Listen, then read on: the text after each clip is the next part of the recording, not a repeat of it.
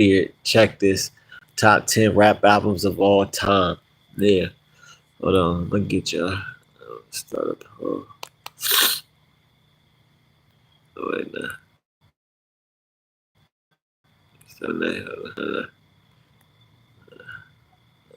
Start Paul.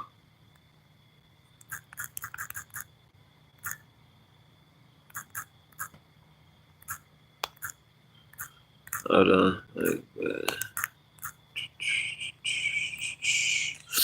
What up? What up? What up? What up, my people? We're doing top 10 rap albums of all time tonight. Doing top. I was gonna make a video of this, but nah, we're just gonna do it live. We're gonna do it live because I want to know what is y'all top 10 of all time. What is y'all top 10 or just some of top 5? It could be whatever. What's your favorite album ever? All that.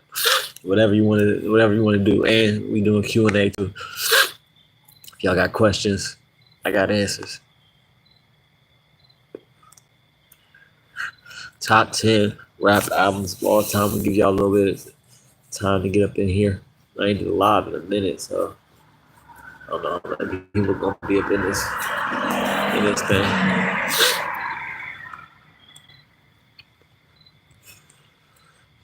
And this is of all time. Top 10 rap albums of all time. We're gonna go from 10 to 1. 10 to 1. We're gonna do. Is there light? Is there lighting? Microphone. Let's see, all lighting. There we go. Touch off. Alright, lighting. Lighting on. Yeah, I'm gonna get y'all up. How much time? In 2 minutes. Top 10 rap albums of all time. And I wanna in the chat, let me know what y'all. A couple of y'all's is. Y'all can do a top 10, top 5. I wanna know what y'all top 10 rap albums of all time is. I wanna know what y'all's is. I'm gonna give mine. I'm gonna get it started. Yeah, John Smith said you cracked out. He cracked out. You all my live talking about he cracked out. John Smith, your name is just lame. Yeah. Of course you gonna make a comment like that. Anyway, top 10 rap albums of all time. Top 10 rap albums of all time. Let's get it. We're gonna go from 10 to 1. If I want to know what y'all, a couple of y'all's is in the chat, let me know what y'all top 5. Y'all can do top 10, whatever. We're gonna start it out though with number 10. Coming in at number 10. Doggy Style from Snoop Doggy Dogg. Doggy Style from Snoop Doggy Dogg was the very first. I'm 39. Was the very first cassette tape I ever had. Very first rap cassette I ever had. This got me started with my love of rap. It was that album, Doggy Style. Like first of all, we got to talk about the artwork. The artwork was amazing. I'm into art. It looked like a comic or a cartoon, obviously comic, but I love comic books.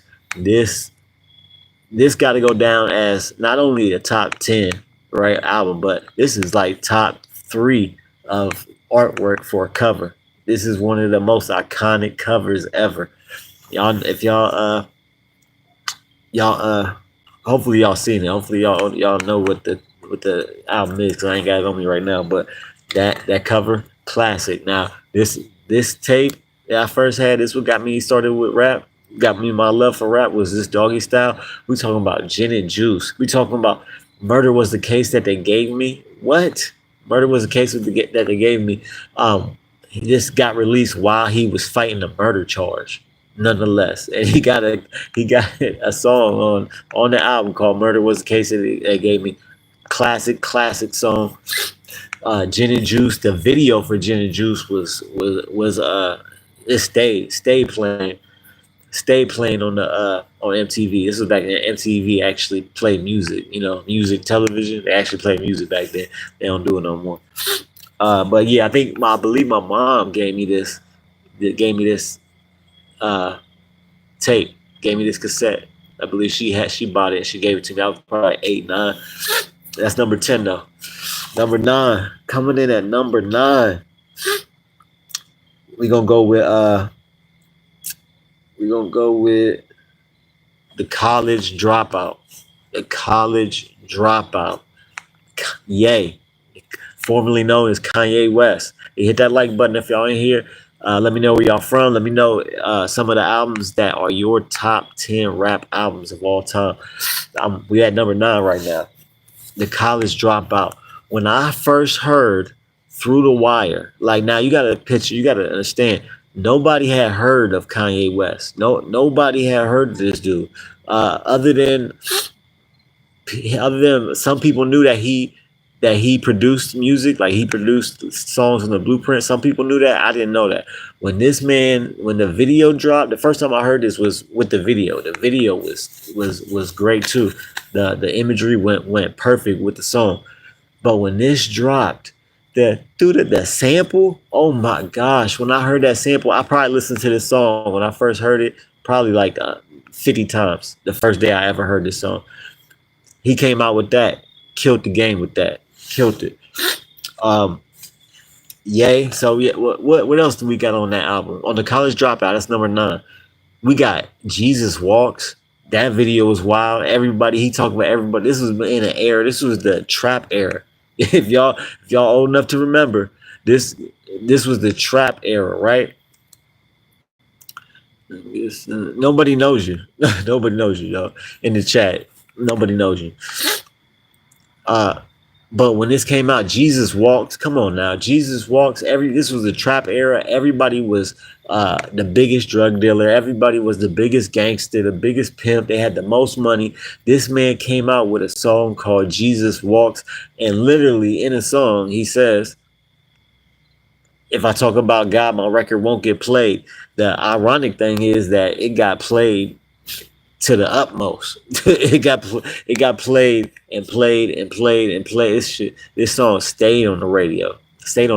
But for him to make a song about Jesus, about God, and it to go hit Billboard number 1 or whatever, and for it to be that popular was a tremendous feat in itself. That he wasn't talking about drugs. He wasn't talking about unaliving somebody. He wasn't talking about selling drugs. None of that. Go. I don't know who is that? Jeremy Vallis, my favorite lesbian. We back, boys. What up, Honcho? What up, Honcho in the chat? Let's see who else in the chat. Unnormal YouTuber. What up, unnormal YouTuber? Where you from? What's your top album of all time? What's your top album of all time? Let me know. And let me know. If y'all in the chat, give me like 2 or 3. That's your top rap albums ever. Now, Jesus Walks. What else did they have on that album? They also had he had Jesus Walks. He had one of my favorite records that's really like a B-side track. Family Business. Family Business. I still listen to that song from All Falls Down. You had All Falls Down on there. The video, this dude got Stacey Dash from Clueless fame. And when she did the video for this, nobody had, and she was bad ever since she came on the scene. I thought she was bad. She was one of the coldest chicks in the game. Clueless, she was just beautiful. Now, when this came out, nobody had seen or heard from Stacey Dash in years. I didn't hear nothing from her since Clueless, since the movie she got popular from. I did not hear nothing or see nothing from her. He had her in that video looking fine as hell with that dress on, slow motion, cheeks bouncing. Stacey Dash, and she had the crazy part is she looked better than she did in Clueless, because in Clueless she was young. In All Falls Down, she was thick. She had grown up. She was thick as hell, curvy. And the concept for the video was cool too. Was dope too. How he had the POV perspective, like the camera was him, and the camera. Then he looks in the mirror. You see his yay right there. Dope video. So we got Ye, College Dropout, number 9. Number 8, number 8. Let me know in the chat what y'all top albums, top rap albums of all time. Number 8 though, we going with we going with we going with somebody who I don't like the person he is. Like I feel like he's not of the culture, but he made so much legendary music that's I mess with him because of that. At number 8, we got "Nothing Was the Same" by Drake, Drizzy Drake, Champagne Poppy itself. Drizzy Drake. Yes, Nothing Was the Same. Now, I could have picked a couple of his albums to go on this list, but for me, Nothing Was the Same was that a lot of people like Take Care. A lot of people got that on their list. Take Care is dope. Take Care could have replaced this one. But I absolutely loved Nothing Was the Same. You got Tuscan Leather on there, one of the rawest tracks where he really rapping. I like Drake when he's not singing as much. I like Drake more when he's rapping. Now you got Tuscan Leather on there. You got one of my favorite cuts of all time from Drake, which is really another B side. I like the B side stuff. Another B side song was not Family Matter, not Family Matter. Damn, what was that song called? Drake from Take Nothing Was the Same. Damn, I can't remember the name of that song, but he's talking about his family. Uh, damn, I can't think of it offhand. I can't think of that song for nothing.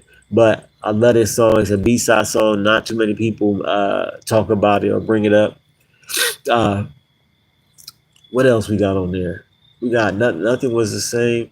Um, there's a whole the thing with Drake is I know a lot of his songs. I don't know the names of lot of his songs because you got to think in the like the CD era days and the tape era days. We would see the track list, we would read the track list. Nowadays, nobody buys physical albums, so you don't see a lot of the name.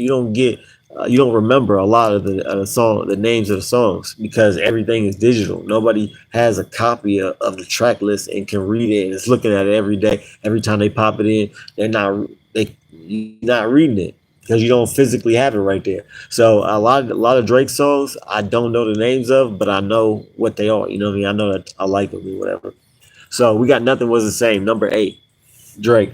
And if y'all know me, you know that there is gonna be a rapper, one rapper on here that got 2 albums on this list. If y'all know me, y'all know who that rapper is. Uh, number 7, number 7, 7 Day, number 7, coming in. Drum roll, please. Ain't no drums. All right. All right then. Number 7, Let's Get It. Thug Motivation 101. Now, this came out at the same time as Ye was coming out. This is the trap era I was talking about.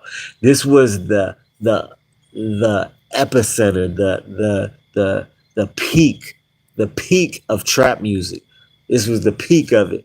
Thug Motivation 101, when Young Jeezy came out with this album, classic, just straight classic. All these albums, I'm saying, you could play one to the end. You could just put the tape in, put the album, hit the button on YouTube, push the first song, and let it rock out, let it play out. And all these albums on the list, and I'm naming. If I talk to somebody and they never listen to rap ever in their life, I would give them these 10 albums, and I would be confident that they would know and love hip hop from these 10 albums that I'm naming. So if I said, hey, no, this guy over here, he never listened to rap ever. This is the list I would give him. These are the 10 albums I would give him. Number 7, Thug Motivation 101, number 7. I can't say enough about this album. Like, I'm your favorite rapper's favorite rapper. I'm your favorite trapper's favorite trapper. Like, this man, what's the song? What's the song of that? Like, there's so many cuts on this album. Every song, Air Forces, Uh, couldn't walk a mile in my Air Forces. Hey, hey, like the cuts on here. I don't remember a lot of the track list on here either. But this album was it was the best album out the trap era. It was the best. And there was a lot of good trap music. Ti was coming with it. Ti had a lot of cuts in the trap era. He was damn near invented the trap era. But Young Jeezy took it to a whole nother level with Thug Motivation 101. Thug Motivation 101, number seven. Number seven on the list. Number seven, we on number six. Number six. And Young Jeezy, for real, the second album, that was raw too. After that, man, it was downhill. It was, I'm not gonna lie, it was downhill after that. But he also had a CD where what was it, Boys in the Hood, when his group that he put together, that album was raw. So he had like three good albums, really good albums. He had one classic, another great album, and two great albums, I'll say. So number six, coming in at number six, we got, now this is going back. It's going back just a little bit. DMX, it's hot. It's dark and hell is hot. Coming in at number six. When that Rough Riders anthem came out, I was in middle school, probably seventh grade. This was all anybody was talking about, anybody was listening to. This was it. That video for it. He looked, and this is coming off the back of Tupac just got killed. Tupac just got unalived. We got a whole bunch of Tupac clones coming out. When you see DMX, you think, oh, okay, here go another DMX clone. Here go another Ja Rule and Ja Rule clone. I mean, not Ja Rule clone, but another Ja Rule because he looked like Tupac too. He was coming with that imagery, that image like Tupac. And when you see DMX, you're like, oh, okay, here we go again with a Tupac clone. But when you heard him rap, you realize, hold on, this is something different. This is something different, dog. That Rough Riders anthem. Oh man, what? Stop, drop, shut them down, open up shop. Oh no, as a Rough Riders roll, and call it the Vapors. Yeah, it's dark and hell is hot. One of the cuts on there that some people talk about it. Damien. Damien was so intelligent. It was an intelligent song on the fact that this man, he changed his voice because there's two people on the song, but both was him. He was playing both parts. He was playing the devil, who was Damien, and he was playing himself. And how he switched his voice made it a little more high pitched. It was just brilliant, brilliant. I love that song, Damien. What else? There's a you can let the CD rock from one to the end, from beginning to end. You can let every one of these albums rock out. You ain't got to hit that skip button not one time. You ain't got to change the song not one time. It's dark and hell is hot. Like I said, this is like in my era where I had been listening to rap, but I was still young, and like this was one of the CDs that when I got it, it stayed in my CD player. Back then we had stereos. You actually had to put CDs in there and put tapes in there. Wasn't no Bluetooth. Wasn't no charger cord to plug in. It wasn't none of that. You needed the CD, and you made sure that thing didn't get scratched. If that thing got scratched, you held that thing like it was gold. Like when you had a good CD, you held that thing like it was gold, trying to not scratch it. And if you dropped it, it just messed up your whole day. But I did find a loophole. I did find a little trick you can use on CDs to let me know if y'all heard of this. Back in the day, on DVDs and CDs, if they get scratched, toothpaste. Toothpaste. You rub toothpaste on it, clean it with toothpaste, wash the toothpaste off. That'll fix your CD and your DVD. Did that many a times with my CDs and DVDs back in the day. Yeah, toothpaste on CDs and DVDs will clean it, will get rid of the scratches, or will fix the scratches. So yeah, six. It's dark and hell is hot. Damien. Oh, we also had what's the other song on It's dark and hell is hot? It was he was talking about a female. It was like a female song. He like had story. There was a video to it too. I can't remember the name. Damn, I can't. Uh, how's it going down? How's it going down? That's it. How's it going down? It's all good. It's all good. I got to know now. Is you with me or what? Because But what? How's it going? Yeah, how's it going down? Another classic song from DMX off that album. Number five. We already halfway through. Number five. Get Rich or Die Trying. Get, get Rich or Die Trying. This came out at the very, this came out the perfect time for me. The perfect time as far as my hip hop listening journey. I was in high school, I believe.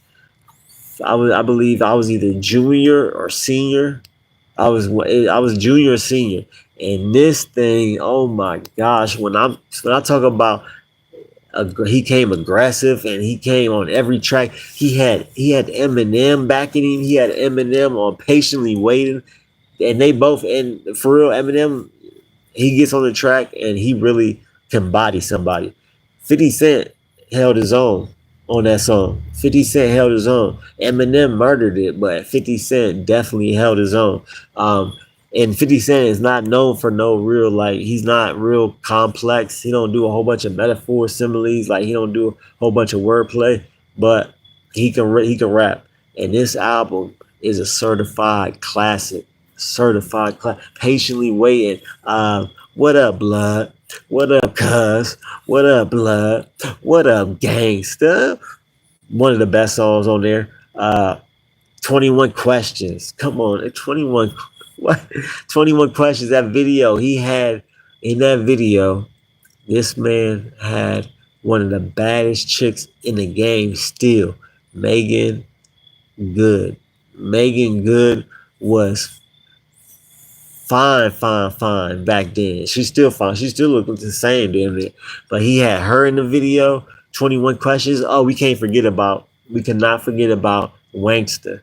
Wankster was one. It was a good diss. People really don't categorize this as one of the best disses ever. But at the time, he smashed, rolled over, just ended his career. Ja Rule just ended his career, and this song was a part of it. A lot of those diss tracks though was on mixtapes with G Unit and Eminem, because Eminem was going at Benzino and Ja Rule. 50 Cent was going at Ja Rule, but a lot of those disses was off their mixtapes, and there's a lot of classic songs, a lot of classic disses that 50 Cent had on on mixtapes. But Wankster was on Get Rich or Die Trying. Dope video. He actually had his son.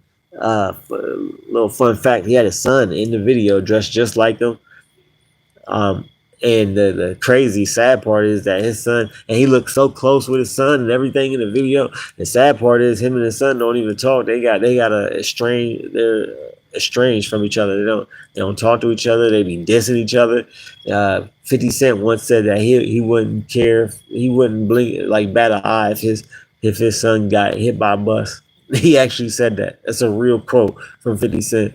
It's not that they just don't talk, they be disrespecting each other.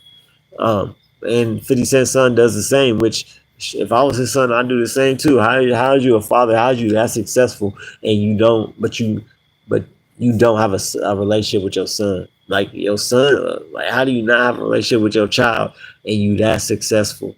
Don't make no sense. I would argue that you's a failure for real. Forget the accolades and the money you made. The real accolades is with raising your kids and raising them good and being there for them. I'll take that over $1 million. I'll take that over a successful rap career. But this is 50 Cent. So Get Rich or Die Trying, number 5 on the list. We're going to number 4. Drum roll, please. Oh yeah, I forgot. Still ain't no drums. Let's see, number 4. Lil Wayne, The Carter. And notice I said The Carter, just The Carter. The first one, what started it all off, which he's still naming every album he drops. He names it The Carter. We all the way at 6 right now, and that 6th one was.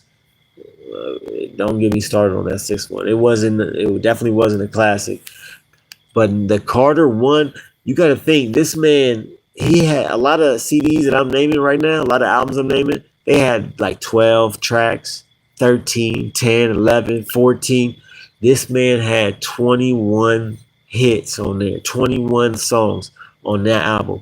So he made a classic album with 21 songs. That's wild. Like to put a body of work together of that amount and to be that good is a feat. That's a feat that a lot of rappers can't do. A lot of rappers can't put together a body of work and have it be 21 songs. Bruh, on the track list on the album, he got a beat that he raps over 3 times, and those are three of my three of my favorite songs on the album. Uh, is when he raps on that same beat. He does it in the beginning of the first song, and then there's a middle song, same beat, raps over. I forget. He's like bringing you through the Carter house. He names his house the Carter. This is the Carter. He's kind of walking you through the album, kind of, but it sounds like how he's describing it is he's walking you through a house, but it's really the CD that the album that he's talking about. So we got Go DJ. I Go DJ, and that's my DJ. Video song, Murdered It. He got Fireman. He got Fireman on there. He got hits on top of hits on the Carter, and you ain't gotta skip not one. You ain't gotta skip not one song on there. 21 songs. Go DJ, Fireman. What else did he have on there? What's the Go DJ? That's my DJ. So he got Go DJ, Fireman. I shoot you, arm, leg, arm, head. That song. Don't know the name of it, but that song. And there's a whole bunch of songs. I'm blanking when it comes to the names of them. But the Carter. This came out. I believe I was fresh out of high school or just was about to be out of high school. I definitely was either a senior or out of school, first year out of school. And this thing, like I literally listened for this. This was like at that age, this was like a way of life. Like I really put that CD in and was expecting to get game from it, and really did get game from it. Got lingo, phrases. Just Lil Wayne was so prolific in his writing and in his music that whatever he said in there was law. Like he would come up with new phrases, new way to say stuff, the lingo, the way he dressed, the dreads. Like he changed the game, and that was all due to this album. Is what started it off. The Carter 2 is one of my favorite albums of all time, but I believe the Carter 1 is better than the Carter 2.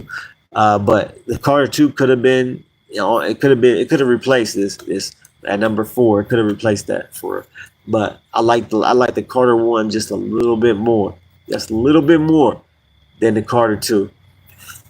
But that's number 4. We going on number 3. We almost at the end. Number 3. Jay-Z, The Blueprint. And like I said, a lot of these CDs, a lot of these albums only got like 12 cuts. This is another one, 12 cuts. All I Need, dope song. Song Cry. Song Cry was one of the dopest love story, like gangster love story, like losing your chick. I still put that on when I'm heartbroken. I still put that. I can't see it coming down my eyes, so I gotta make the song cry. I see him coming down your eyes, so I gotta make the song cry. Like the song cry is one. I argue it's the best rap heartbreak song. It's the best rap heartbreak song. I can't think of another rap song that talks about heartbreak or losing your girl than this song. I can't see it coming down my eyes, so I gotta make the song cry. Classic. H to the is O, V to the is A. When that video was raw as hell. It looked like a celebration. Hove did that, so hopefully you want to go through that. Like when the H to the is okay, and not to mention, Ye made this beat. He made this beat, yes he did. But the Blueprint, man, when that came, then we got to talk about how on this album he had a diss record that started off the epic battle between him and Nas. Now we know Nas won that battle. Okay, we know Yeah, he won the battle. Ether was just, it was too much. He was coming too aggressive. Like Jay Z is more of a laid back type rapper, but in rap, in disses, in battles, a lot of times the more aggressive one wins. Nas was more aggressive. He was more smart in his delivery and what he had to say and what he did say. He was more funny in what he said also. But the takeover is still up there with one of the greatest disses ever. The takeover, the breaks over, nigga, God MC, me, Jehovah. Hey, little soldier, you ain't ready for war. ROC too strong for y'all. It's like bringing a knife to a gunfight, pen to a test. Laugh with your thin ass vest. I'm bringing the boys to men. How the boys gonna win? This is grown man B.I. Get you rolled in the triage B.I. The reach ain't long enough, dummy. You ain't strong. Your team ain't strong enough.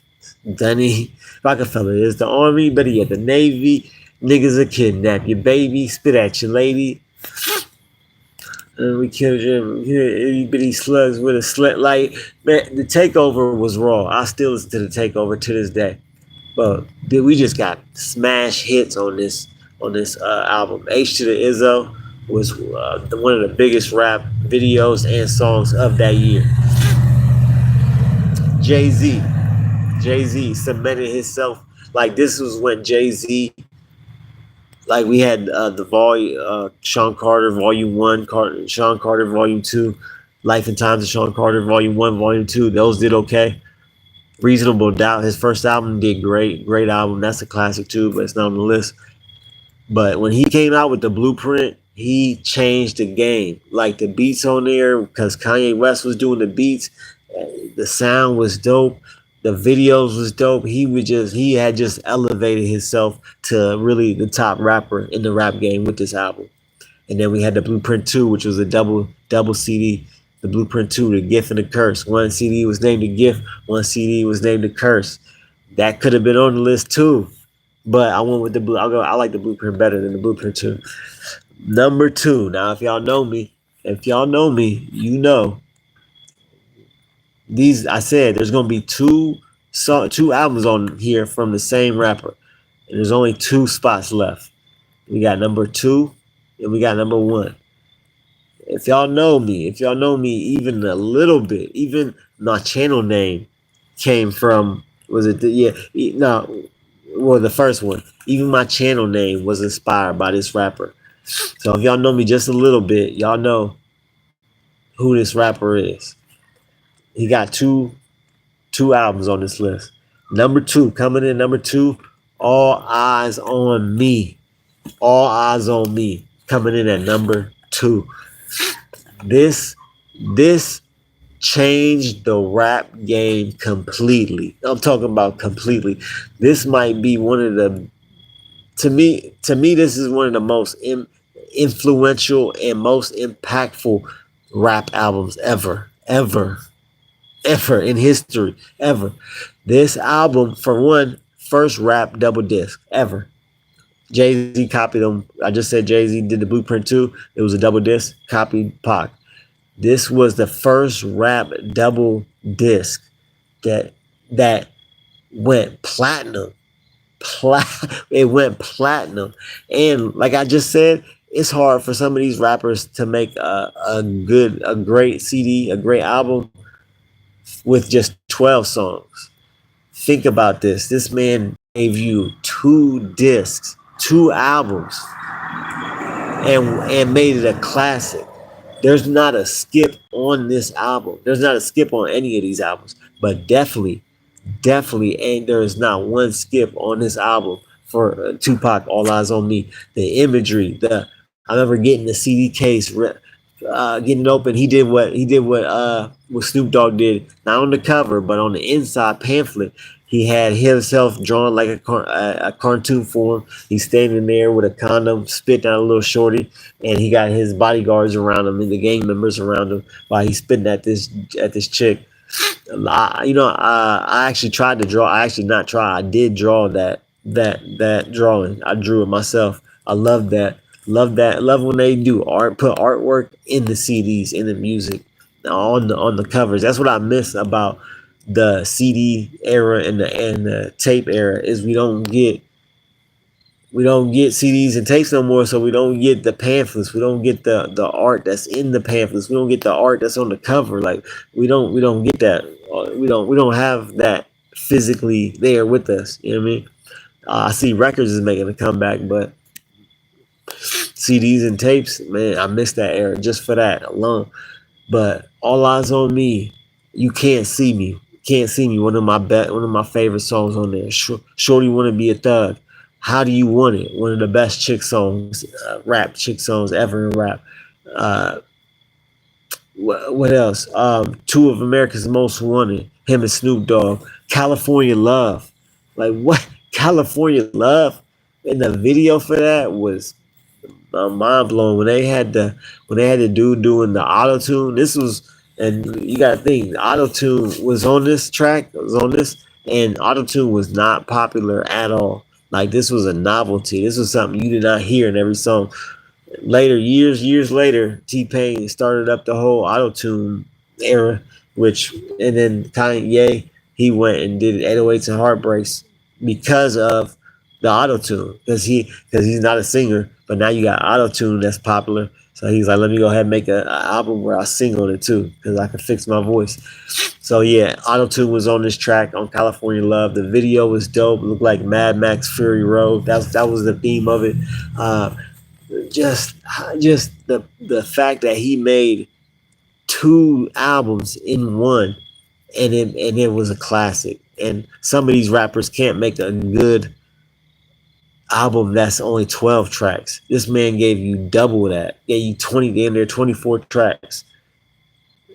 Like I cannot say enough about All Eyes on Me. Um Tupac was he was one of the biggest artists ever, right? At this time, before the album, before All Eyes on Me came out, he had Me Against the World.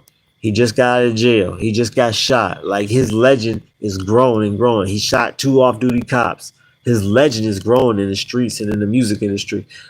Me Against the World was up there on the Billboard charts, but it wasn't All Eyes on Me. When he got out of jail and joined Death Row, his whole sound changed.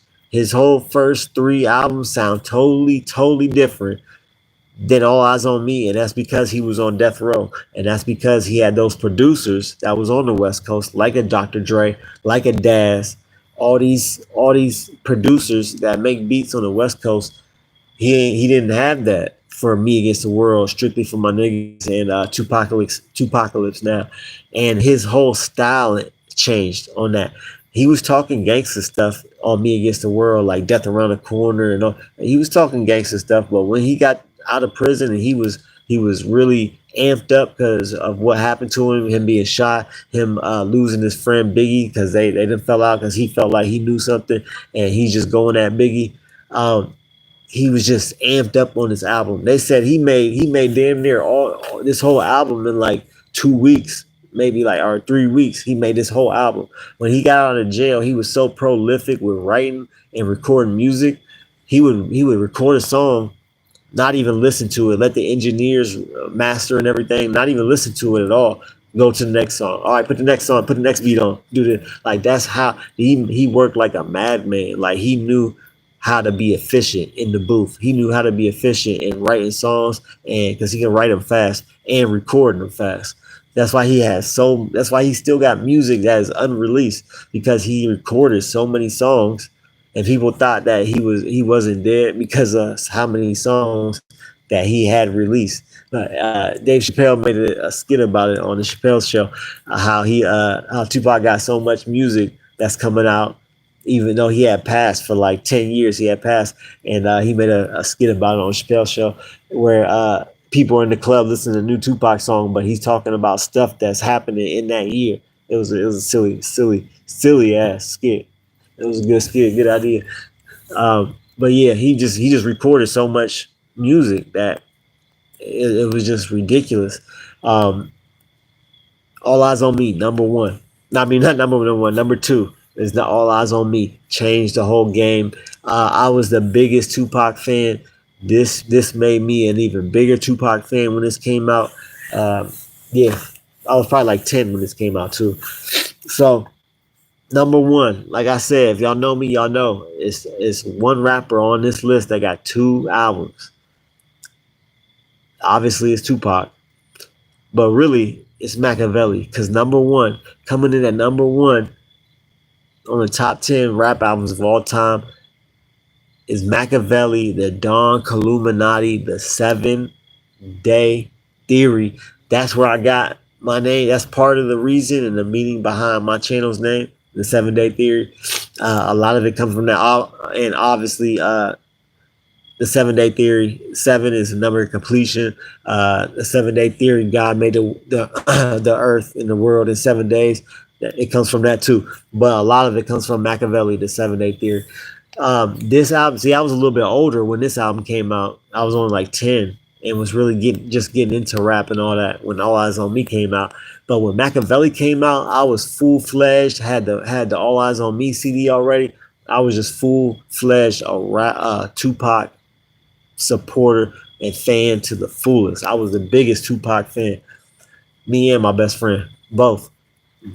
And when the Machiavelli came out, and this man had just passed, like it was crazy. It went bananas. It was like a damn near like a goat. We was listening to a ghost because we know he had just got shot and unalived, and now he got this classic album coming out. On the album cover, he's on a cross like Jesus, and he just got murdered, just got like on the cross getting crucified, and so the artwork was amazing. I forget the artist's name who did that, but I think it's the same one that did the Snoop Dogg Doggy Style cover. Death Row had an artist who would draw all this stuff, and he was the one who did this. I forget his name though, but just and that's a painting actually. That cover of him on the cross, that's a painting. Now it's a little blasphemy. I believe in God. I believe in Jesus. It's a little blasphemy, not a little, a lot of blasphemy to put yourself on the cross, but the artwork is amazing. White Man's World we got on this album. Toss It Up, Casey and JoJo on this album. Two of my favorite rap songs of all time. Bomb First, that's the first track on the CD, and this is 12 songs on this album. Bomb First, when we ride. That's actually a channel name right now. Reggie Wright was a security guard and ran Death Row when Suge Knight went to jail years ago, and he named his channel Bomb First after that song. So then one of my other favorite songs of all time is Against All Odds. This might be my number one favorite rap song ever, is Against All Odds. I can listen to that on repeat for hours and hours. And I listened to, and this was still when tapes was popping. This CD came out in 97. This tape came out in 97. This was still when people was playing tapes. I had that cassette tape. And actually, like a few years ago, I went online and I bought, they printed out new tapes of the Machiavelli of this album. And I bought one of the cassette tapes because I got a cassette tape player that plays CDs and it plays CDs, tapes, and Bluetooth. So we got White Man's World, Toss It Up, Against All Odds, Bomb First, Hail Mary. Oh, they did a video for Hail Mary where he's like a ghost getting revenge. That was raw. Even just like the little skits before the song came on and how he talked at the end of his songs. That was some of the best parts of the song, is when Tupac went off on his little rants that he went on at the end of songs. Me and My Girlfriend. We got to talk about Me and My Girlfriend. Not Vlad. Art of Dialogue just did an interview with the chick that was the voice for the gun in Me and My Girlfriend. And she was an artist and she worked for Death Row. It was just like a random thing that happened. She wasn't even supposed to be the voice for the gun. Did like 2 or 3 other chicks that didn't work out. I guess he didn't like the voice of her, and they end up going at last minute. He ended up being like, "We still need you to record that. Can you do it?" And she thought it was over with and done, and she went and did it. And if you hear her talk, she don't even talk really like that. Like she kind of talks proper, but in that song, she sound ghetto as hell, sound just like a gun. And you still talking? You niggas still breathing? All right, fucking roaches. It's the way. Bomb first. Like that was raw. But oh that was bomb first. But Me Against the World was when she was talking. She's like, yeah, yeah, die, nigga, die. Yeah, yeah, yeah. I'm I'm uh I'm shooting at all you. I'm shooting at all you, mom. Like she went off on that. And then so me and my girlfriend, one of my favorite songs, and when I finally found out that he was talking about his gun and not an actual female, blew my mind. Blew my mind. I think it was genius. I think it was something that really wasn't a lot of that. It really wasn't done at the time. Like stuff like that, where it's kind of like a movie script. It's kind of like one of those movies like Sixth Sense, where you think you watching one thing, and at the end they totally flip it on you, and really you've been watching this man who's really a ghost the whole time. That's what this is like. It's like a movie script that's a thriller that really is a mystery, and you don't get it until the end. Then you go back and listen, and you can, or you go back and watch a movie. You can catch all the details where they was telling you, "Hey, this is what's going on," and that's what this song did for me. Um, he was talking about a gun the whole time. His girlfriend is not a female; it's his gun. Like this song was brilliant, genius song. The way he executed it was dope as hell. So we got Me and My Girlfriend. Actually, I think no, yeah, me and my. I think it's called 96 Bonnie and Clyde for 96 Bonnie and Clyde, and Bomb First, Toss It Up, Hail Mary, White Man's World, Against All Odds. What am I missing? I'm missing a few other ones. Against All Odds, Hail Mary, Crazy. Another hit that I love. This whole album, you can rock out from beginning to end. You ain't got to skip nothing on any of these albums, but this one for sure. This album changed my life. Like the game that he's giving out, and then also with this album, because he had already passed. So he's really explaining. And definitely in Against All Odds, he's explaining what happened in the '94 shooting, and when he says um, got a tale about this snitch named Haitian Jack. He's talking about these NY gangsters in New York that he was riding with. That really, Haitian Jack is a known big gangster at the time, and still now he's kind of known. But Tupac called him a snitch. He said he snitched on him, and really I guess he did, because they both got caught, well, not caught, but they both got charged for um, rape of this woman, which Tupac didn't do. He did not assault that woman in that way at all. He messed with her. He left the room, and Haitian Jack and another one of his friends went in there, and they did that. And for him to go to jail, but they didn't go to jail, let you know somebody snitched, and he said it was Haitian Jack that snitched. He said, I knew he was working for the Fed. Same crime, different trial. Nigga, picture what he said. You hear me? Same. What he say? Same charge, different trial. Nigga, picture what he said.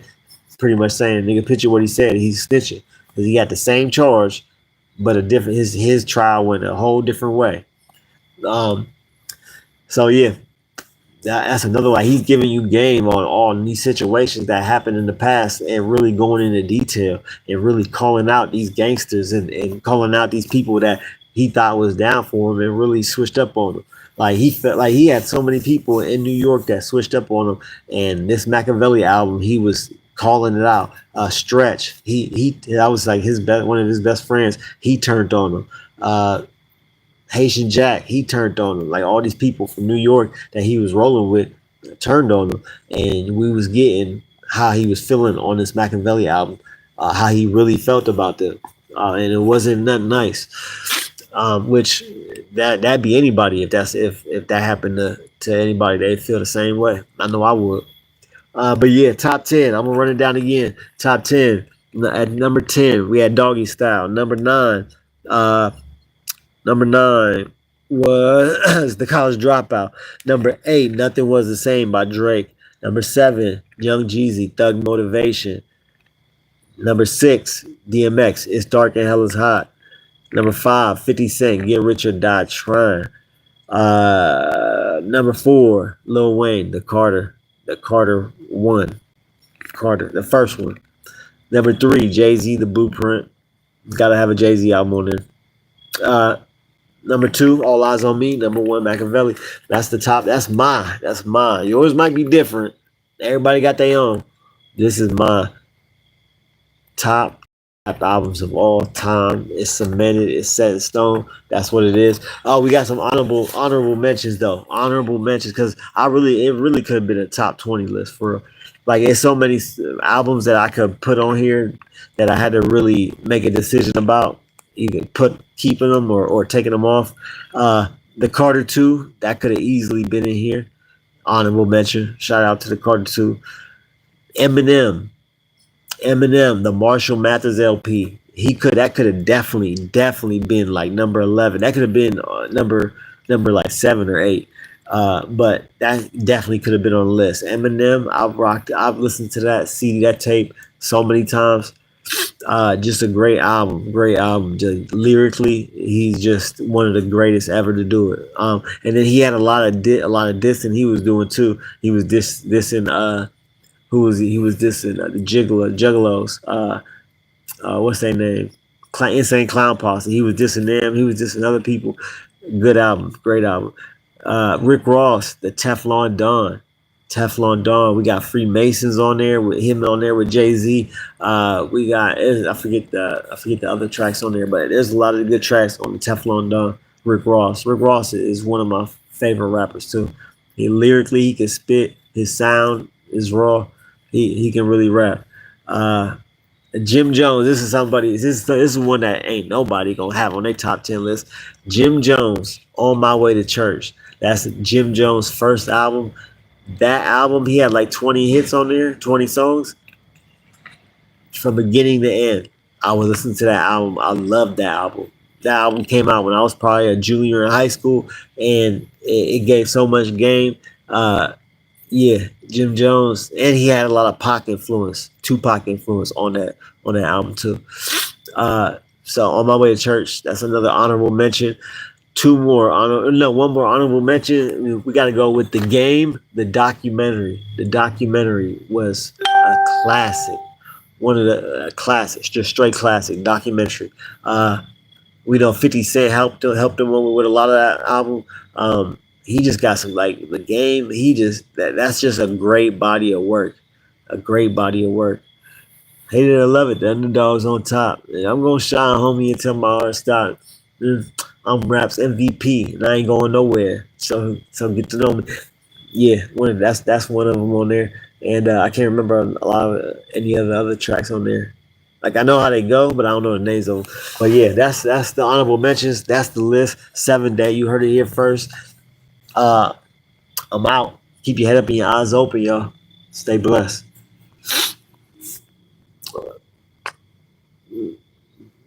Mm-hmm.